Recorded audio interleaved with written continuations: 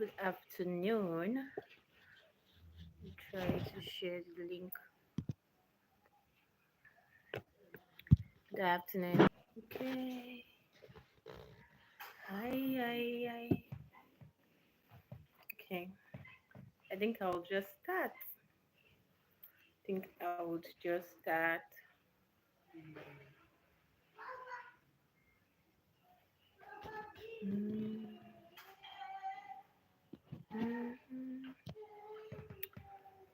Please, you would have to manage my background noise. Okay, I think I'll just start. I think I'll just start. So, today's topic, I love it. And it's something I love to always talk about.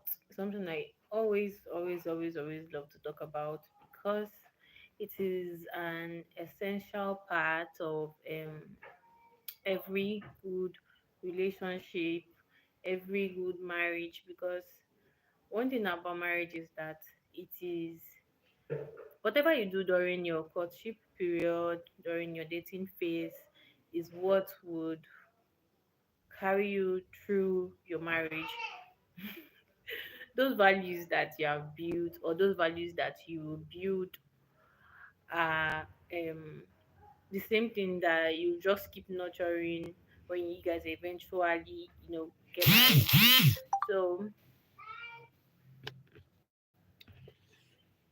I think let me okay. So I would I just want us to talk about those things, and I would really appreciate hearing from you to that people a lot of times people ignore when it comes to a lot of people skip a lot of people ignore when it comes to having a good relationship, having a solid relationship. Many people just get carried away by the old feelings, the butterfly in their belly and all that, and they forget that the main aim the main aim for that relationship, the main aim is for a good marriage. And what would make you have a good marriage determines or depends on what you guys discussed before you got married. Depends on what you guys um it just solely depends on what you guys build together before you guys eventually say yes. Yes. So the first point I would say, and I always say all the time, is discuss your values. Like sometimes some people have different values, their values are clashing. Like why would you want to settle with somebody that doesn't share the same view, doesn't share the same value, doesn't share the same mindset with you? You get married to a person who doesn't believe you are someone who loves to give, and you get married to someone who doesn't believe in giving, who sees giving as wasting or wastage. It's not going to work. Especially if the person is now someone who has a stronger personality. I think one part that people also miss out in marriage is that a lot of times one of the partner actually has like a stronger personality. And many times, if the person with a stronger personality is the one with a bad character, a lot of times on it rubs off on the person who is a bit softer, and then you see the person start acting the way that they would normally not act on a normal day. So it is just so important that you um get married to somebody that you share the same values, same mindset, same everything with. So you need to really discuss, and sometimes you might not even get to like discuss those values, or what do you believe, what do you think about. I think it's as you guys go on in the relationship, as you go on with your life, with your relationship, you begin to see things unfold. Like you go out, how do they treat people, are they respectable? Like life will just play out on its own, and you just begin to see them. Begin to see them, and many times people just overlook it. Oh, you begin to hear them give excuses, or he was angry, or that person got her upset, or maybe she just acted that way You're with a lady who doesn't believe in giving, she doesn't believe in helping, or anytime you want to give, you want to render help to somebody, she gets so upset. That kind of person, when you guys eventually get married, you won't be able to even help your immediate family because it's a big deal for her. Or someone who doesn't see, if you're a person who carries honor so much, like you value honor so much, honor for people around you, honor, and you get married to somebody who doesn't have respect, who doesn't honor anybody, then that's going to be a big deal. Like, they're just things like normal typical values, or we don't do this, I don't do this, I will never cross this boundary, I will never do this, I will never do that. And that is it. We are sticking to it. But if you get married to somebody, especially for the woman, like, because a lot of times in marriage, many people would view submission as, oh, you don't have a say, or it's one that's controlling your life. No, that is not submission. That is not submission. It's just like you let me use an example. An organization, everybody knows that there's a CEO. Even the head of each department has somebody that they are submitting under, and you as a part of that team, you are submitting under your team lead. So that's how it is. Like, if imagine if we are in an organization where everybody is the head, who is going to listen to who is going to bring everybody to order, who is going to call everybody to order? So if you get married to somebody, that's one thing that's one thing that submission does. So you get married to a woman who doesn't believe in submission, who doesn't believe in this, doesn't believe in that. Get married to a man who doesn't believe in what. See, you guys don't even have anything. You don't have any business being together. People should just walk away. So in your conversations, you begin to see these things. So that's why you need to open your eyes. Don't get so carried away. Don't give excuses, especially for something that this person keeps doing over and over and over and over again. And you keep giving excuses that, oh, today, oh no, that it was the waiter that offended him. Oh no, it was the no Lagos traffic now. It just gets you angry or just puts you on the edge. You just keep looking for one excuse after the other on why that person is behaving that way, or just giving excuse for that person's bad behavior, and eventually get married, and now you're looking for solution when you could have been saved from that mess. So yeah, you guys have to share same value, cannot be compromised, it shouldn't be compromised. Same value, your values has to align, your value has to be intertwined. Values, because these are the things that you will pass to your children. Oh, no, no, we don't fight.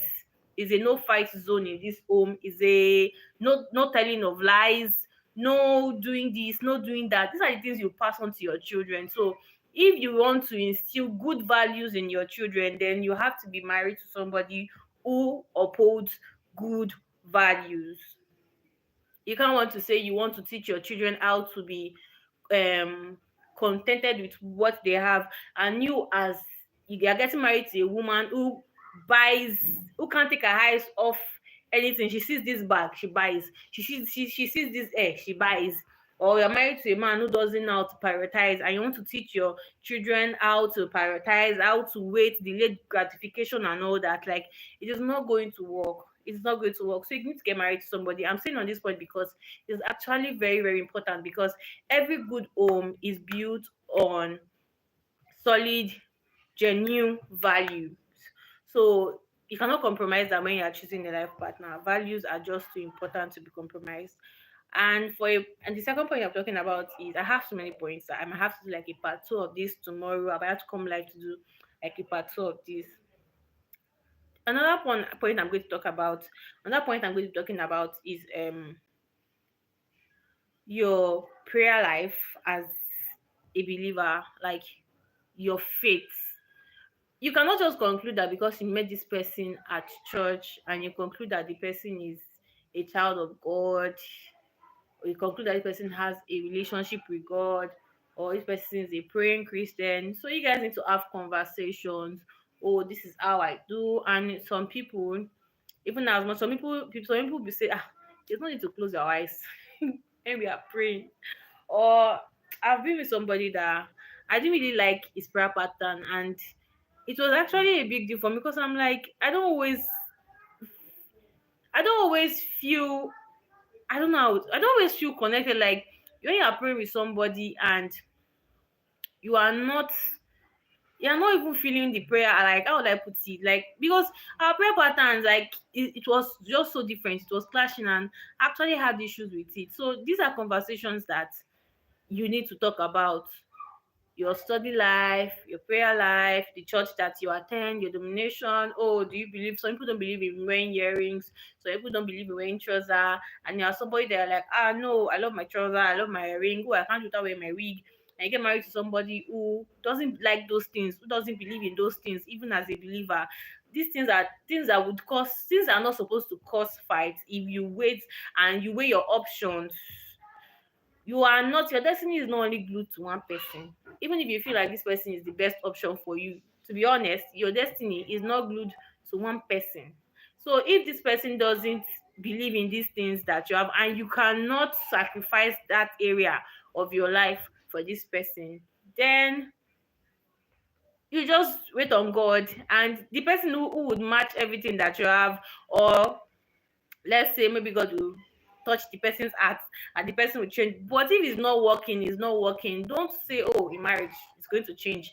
It's going to accept it like that. It's going to allow me do this. It's going to allow me do that. And some people will even pretend and say, oh, okay, you can continue. They get married and they just change mouth and they are not going anywhere again. For some people, they even like to divorce, so they rather even stay in that marriage that is not so good for their mental well-being than walk away. So relation, during courtship, during dating phases, that time where you have to make these decisions that, can I take this, can I endure this, can I tolerate this in marriage? And if you know that you cannot, you just walk. If you know that you guys are clashing, you are not aligning, you are not agreeing in certain areas that are major, even the areas that are not even major, that can be overlooked. So people are clashing seriously and it has destroyed marriages. Not talk of that area that is so major, because as a family you need to come together to actually pray, to study the word of God. So now imagine when in the place of prayer you guys are clashing, you don't like the way your husband leads prayer, your husband has issues with the way you lead prayers, and people are just fighting when you guys are supposed to be praying and agreeing as one. So these are things that you need to talk about. You need to really understand and agree and know that you can actually go on with this, you can push on with this. The next point I'll be talking about is biblical roles, and this is also very, very important. This is very, very important, and I will explain. The Bible says that the husband is the head of the home, the husband is the head of the family, and God has given the husband the leadership role of the family, regardless of what the society now wants to say, regardless of the debates that is going on around that, oh, we are equal, we are this, we are that. But if you want to be honest with yourself, as a believer, as a believer, the husband is the head of the home, and the wife comes after him. Is the head, is the priest of the home, is the priest of the family. So that debate that we are having as a society now, if you're a believer, we need to follow what the scripture says. And the Bible has called women to submit, and when the Bible says, oh, women should submit, it's not saying, oh, men have to like dominate over her. You have to decide what clothes she's going to wear, or you have to decide what career path she's going to take, or you have to decide on everything that has to do with her, or you have to be selfish that you would always impose your own opinion on her. Submission is not about you not allowing her have a say in the family. You guys are one. The Bible has said you guys are one. So if you guys are one, then there is that place of coming together to agree on behalf of your family. So the Bible is not saying submit so that you be a figurehead, or submit so that you, the man, can dominate over her and she doesn't have a say in the home. No, that's not what the Bible is saying. That's not what submission is about. So many people have just misunderstood it, or so many people have just dwell on this, and they've allowed their selfish nature, the selfish part of them, take more of this, that they have abused this part. And so many women have grown up in this society where they've seen that submission according to the way of the world does not pay women. So many of them are trying to fight. Oh no, I will not allow any man treat me like this, I will not allow any man trample on me. But that is actually not what submission is. Submission is just, because if you, one thing about women, our nature, we like to, we are, how would I put it, we are, what's this word that they usually use, we are domineering, like, it is my space, it is my house. If you come, I have the right to tell you, oh no, don't sit on that chair, sit here. So imagine if there's nobody that God has put in charge of the home, then the man is talking, the woman is talking, everybody are, oh, somebody has to just be in charge, and that is why the man is there. So you need to, and as a woman, even the part of the Bible that says both of you should submit unto one another. So marriage is about oneness, marriage is about teamwork, marriage is about the coming together of two people to become one, to build a beautiful home, to build a loving home, to build a home where Christ is the center of it, a home where other people can emulate and see God's initial desire for marriage. Let your marriage as a believer portray that. And this would only be possible when you have made the right decision, you have put the right things in place, even from your courtship period, even from that time when you guys are dating.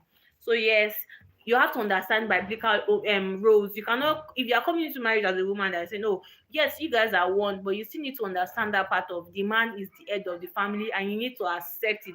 And as a man, understand that as much as she's my wife, we still need to work hand in hand. I still need to respect the wisdom of God upon her life. I still need to respect her person.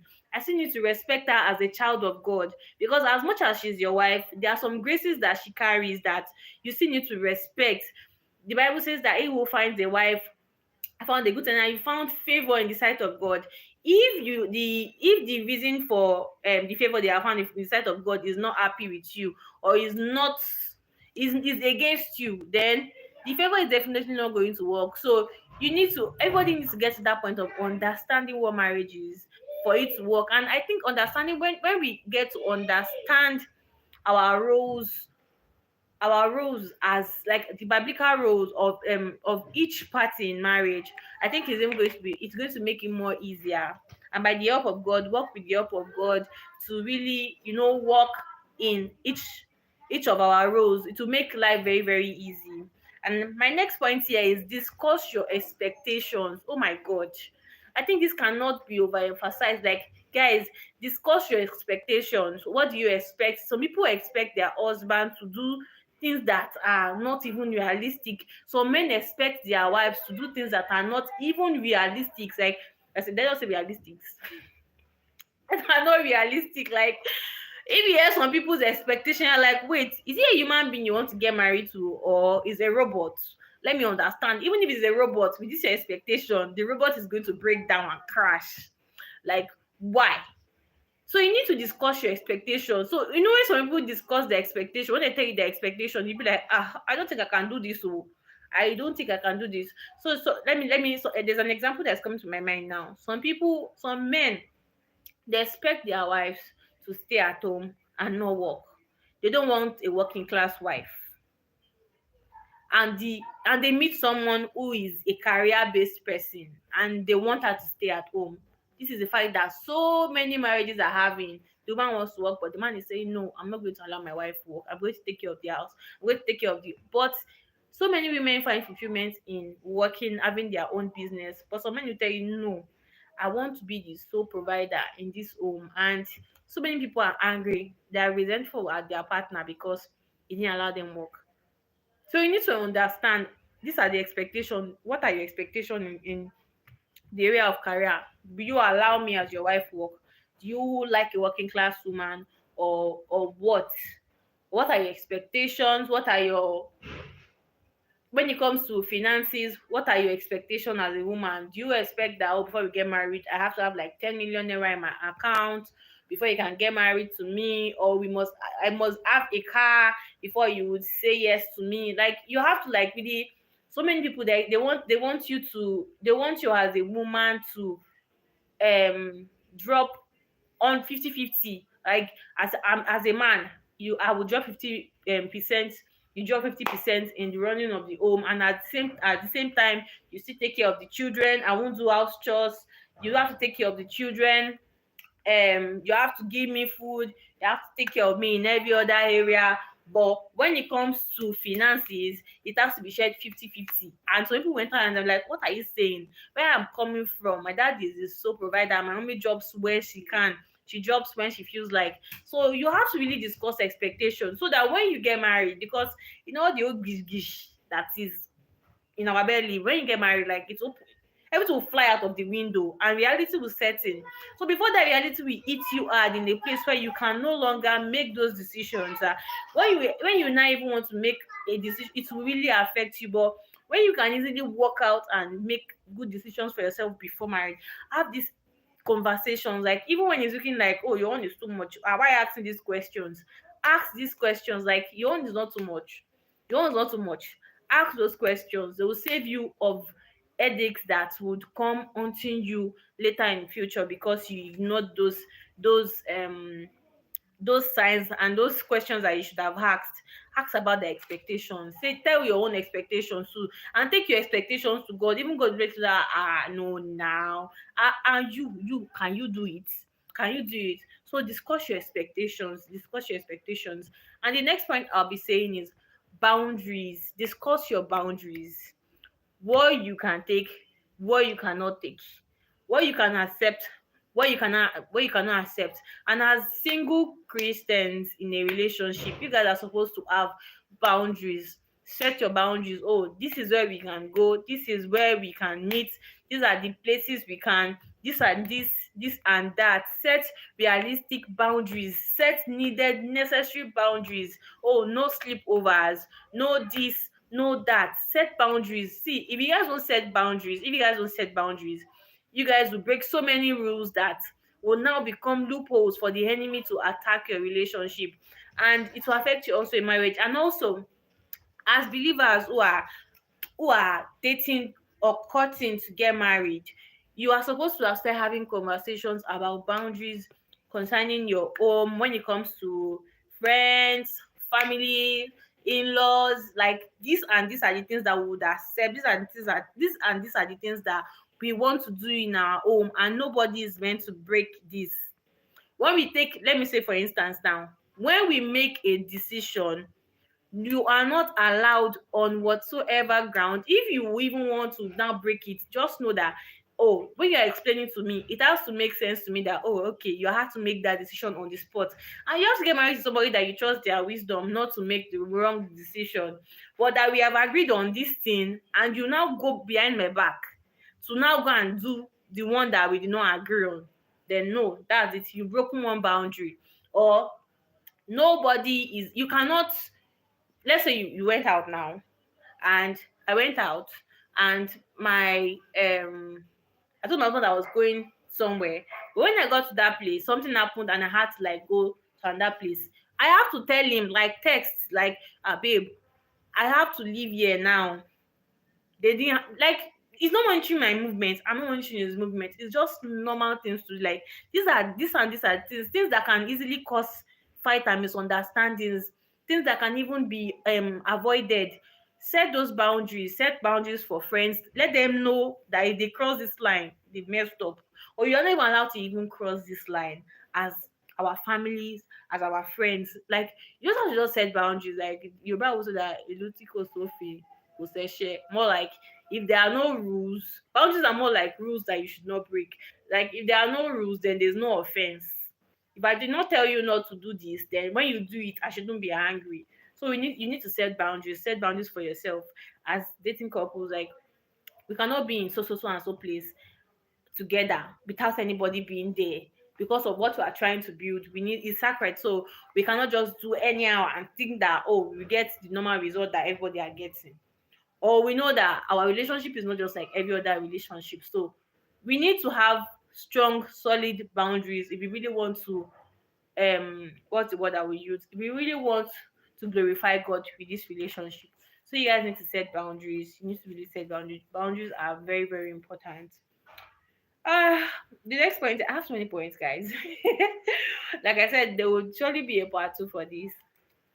Um conflict conflict resolutions. Like when you guys have misunderstandings, like how do you settle your fights? How do you settle your fight? Number one, someone like me, my husband knows, don't raise your voice at me when we have misunderstandings. Like don't shout at me, don't shout at me. So we already know that if you want to settle anything, let your tone, let your voice be as low as it can be. Don't shout at me. I don't like it. I like it. Okay. Um okay, we don't go to bed angry. We have to settle our fight. And probably sometimes we break that rule, but our misunderstanding must not escalate this beyond one day, because that's giving the devil chance to manipulate everything and turn something that is small to a big deal. So you just have to just sit down and talk about ways that you would settle your conflict, because there will surely be misunderstandings, there will surely be disagreements. So you need to put plans in place that, okay, for some people now, and for instance that those in marriage, it feels like each part, if many people marry like the opposite of themselves. Someone like me now, when something happens, I like to talk about it. Let's talk about it now, let's trash it. My man is like, oh, just give me time, let me process what just happened right now, and we'll talk about it later. And I'm like, I want to talk about this thing now. So you guys need to understand that, okay, you that you are the if you are on my team of let's talk about this thing now, let's just trash everything, let's just talk about it now. You need to get to that place of knowing that, okay, I give you, you like to chill and think about this thing, okay, but the rule is max, the highest I'm going to give you to cool off and calm down is 1 hour. After 1 hour we have to talk about this thing. That's a way of solving our own conflict, of solving our misunderstanding. So everybody knows already now that if you don't talk about it now, okay, it's fine, but after 1 hour we have to come back here and talk about this thing. I'm not going to give you 5 hours. So you have to come back and talk about this.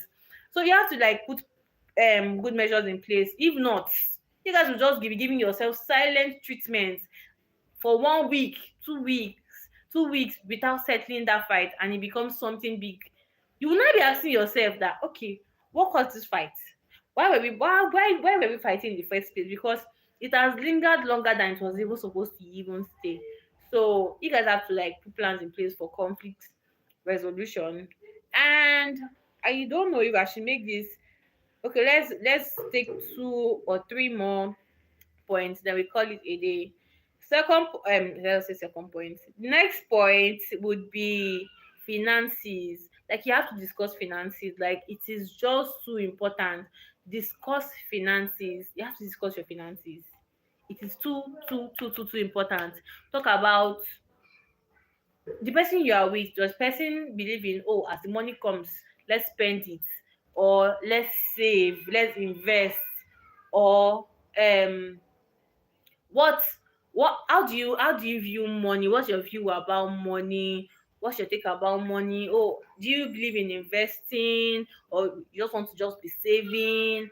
um how do you intend for us to build wealth as a family?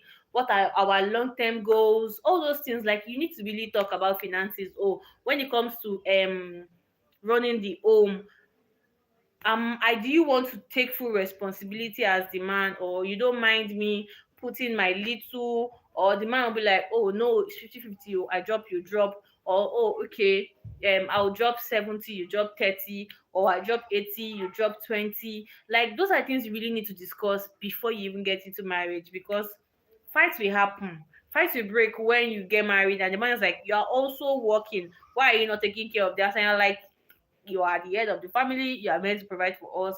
So these are the things that you guys need to discuss. Like discuss these things so that you already have it straight, you have it settled before you guys get married. So there won't be fights, there won't be arguments on things that should have been discussed before you guys even crossed that particular bridge. Yeah, okay. On to the next point. On to the next point. The next point is one that has caused so much fights has caused so much misunderstanding, has caused so much disagreement. Gender roles gender roles in marriage. Oh, who is supposed to provide, who is supposed to do house chores, who is supposed to take care of the children? Is the man supposed to do house chores? Is the woman supposed to drop anything for the house? Is the woman supposed to do this? Is the woman supposed to do that? Like, these things actually just give me a headache. Like, every time I see like an argument about it online, I'm like, if only every marriage, if we're following God's um templates, if we're following God's templates, then a lot of times the arguments that we have, we would not even be having them. Because I cannot, it's my home, it's my house, so I would not even see it as a big deal buying provision, buying this, buying what all of us will use. If my husband is providing, yes, I appreciate him. Thank God. God will keep blessing you so that I can keep spoiling me. But it shouldn't even be a thing of debate. It's just that so many men sometimes, so they just take advantage of their wives because they know that, oh, a lot of times women cannot overlook when there's nothing at home. She cannot overlook seeing her children not have something to eat or not have good clothes to wear. So she will step in. So many men, when they see their wife step in, they just withdraw, which is not even nice, because you have practically dropped your responsibility as the head of the home, as the provider that Christ has made you to be. It's understandable, probably you have issues at work and all that, but now intentionally just relaxing because you feel like your wife is going to run it is a no. It's not nice. It's not nice.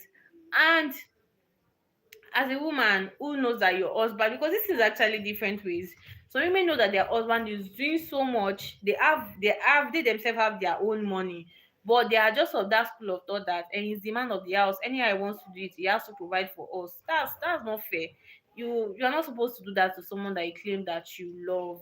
Like, your husband is doing everything that he can, he's trying, he's a good man, he's going out every day trying to provide and doing all that, and you as a woman, you know that you have the capacity to actually support in your own little way, but because you feel like, it's the man, let him do it, then you just relax and just leave the man to just be suffering and be. That's not right. It's not fair. As a Christian woman, no, it's a no. Have somebody who is so responsible taking care of you, and you cannot bring yourself to that place of supporting him in the little way that you can. That's not fair. And onto to the women too. Let's say, oh, house chores. So many women, the way they get so tired because they have men at home who believe that, oh, because I am providing for the family, take care of the house, take care of, like, you are just, you hear people say, oh, you are just at home, you are not doing any, you are just taking care of the house, you are just taking care of the children. That is a lot of work. That is a lot of work. So if you're a man, if you can assist at home, support at home, there is nothing bad with it. Because, like I said, marriage is a teamwork, is oneness, is it's two people that have come together to become one. So if you guys have come together to become one, then you guys should be able to assist.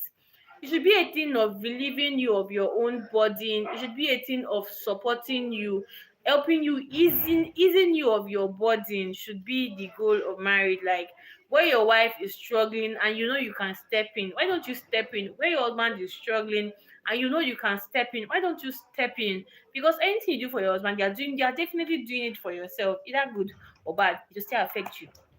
So you see women who are always raining curses on their husband, one way or the other, it will affect you, because if it is not well for him, it is not going, it's definitely going to touch you, it's going to touch your children. So because you guys already won. Like, I think people don't get the memo of the whole covenant thing when it comes to, like, if you touch him, it touch you, if you touch her, it touches you. So we just have to just really understand that. So I'm not, when it comes to arguing about gender roles and all that, I'm like, you just have to just understand what Christ says about marriage, what he says about the union called marriage. Because I feel like when we get to that place of really understanding what marriage really entails, what it means, God's initial plan for marriage, then All this argument that we are having, we'll not even be having it. We'll not even be having it. Like, just do what works for your home, do what works for your marriage, do what works for your marriage, do what works for your home. And while you are doing that, extend grace to your partner. While you are doing that, be compassionate, be kind towards them, be kind towards them.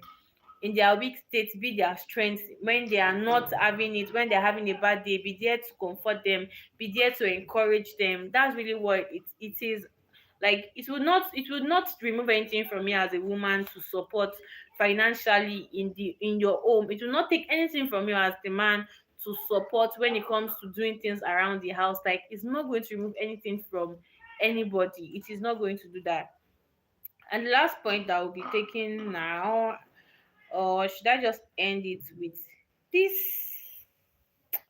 Shall end it with this. So I think, let's take the last point. I think discussing about. I think I already touched about it. I term this as church. Like, if you are coming from two different dominations, like, you need to really sit down as a family and agree on which church you guys will be attending. Because I don't like it when the father is taking from here, the mother is taking from here, and this Sunday this child goes to church with mom, this child goes to church with dad, next Sunday they go there.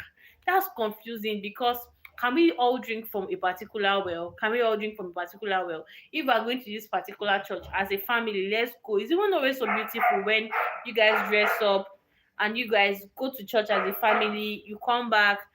I think agreeing on which church to attend as a family really makes sense. Really. So if you are going to be leaving your church as the wife, fine. If you are going to be leaving the church as the man, is fine. But a lot of times it just feels like it's the woman that has to leave at church, which sometimes I feel like it is who is feeding us. It's really a lot of sacrifice, sha. So it's just left to you guys. Talk about your church, talk about where are we going to be worshiping as a family. This is one part that many people leave out, and I feel like it is so important. Charlotte, what yourself? And I feel like it is too important to be left out. So I think we have come to the end of today's live session. Probably I'll be back to take a part two, because I still have like some very, very, I still have, that was many gas. I still have like some very, very important points that I have still not touched and I would really like to touch. So I think I'll be back tomorrow to complete this particular, to be a part two. I'll be back tomorrow to talk about it. I'll be back tomorrow to talk about this topic, this those points that I wasn't able to like talk about or touch. So thank you everyone who joined this live session. Thank you so much for joining. God bless you. Until I see you, I'll be seeing you tomorrow. I'll definitely try to come live tomorrow. As I see you tomorrow. Bye.